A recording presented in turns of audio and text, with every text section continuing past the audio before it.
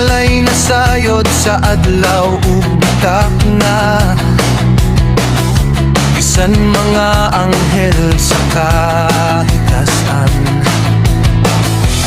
Bisan ang anak wala magpahibalo, ang amahan lamang ang nakahibalo.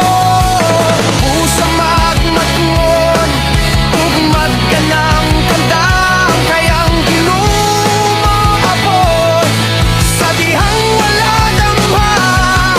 Sama sa panahon ni Noe kaniadto, nagkinabuhi ang tanan nga walay pagtagad. Apan miabot ang adlaw sa paghukom ug daghan ang wala naandam.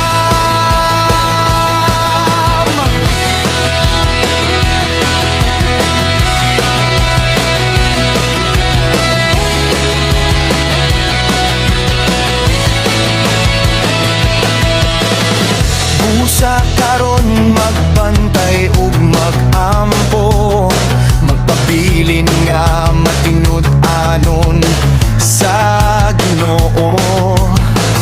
Kay ang anak sa tawo murahira sa tagna nga wala nato masaire.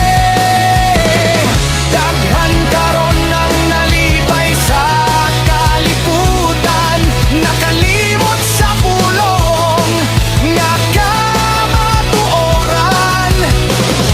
Apan ang tawag sa Ginoo nagpabilin, paghinulsol ug balik sa iyang gugma.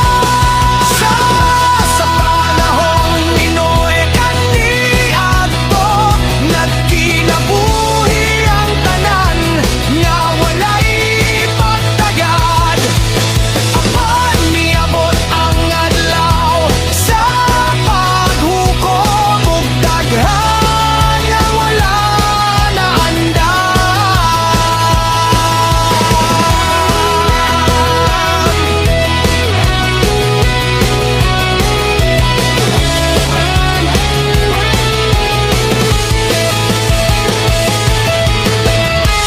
Mag-andam ta samtang adunay